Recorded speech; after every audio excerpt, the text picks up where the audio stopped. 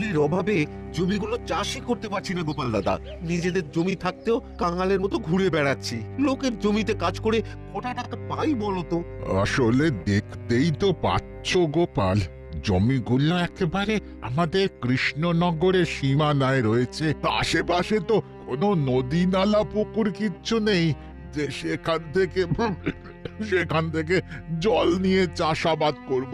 জমিগুলো যে কারো কাছে বিক্রি করব তাও পারছি না, জলের অসুবিধার জন্য কেউ কিনতেই চাইছে না। জমিগুলো আমাদের গলায় কাঁটার মতো বিঁধে আছে, না পারছি গিলতে, না পারছি ফেলতে। আচ্ছা আচ্ছা, ঠিক আছে ঠিক আছে, তোমরা আগে একটু শান্ত হও। দেখো, আমি যা দেখলাম আর দেখে যা বুঝলাম, এই জমি চাষ করতে হলে একটা জলাশয় লাগবেই লাগবে, তাছাড়া এখানে চাষাবাদ করা অসম্ভব। জলাশয়? কিন্তু গোপাল দাদা, আশেপাশে তো ছেড়েই দাও, মাইল খানেক গেলেও তুমি কোনো জলাশয় পাবে না। সোজা কথায় এখানে কোনো জলাশয়ই নেই।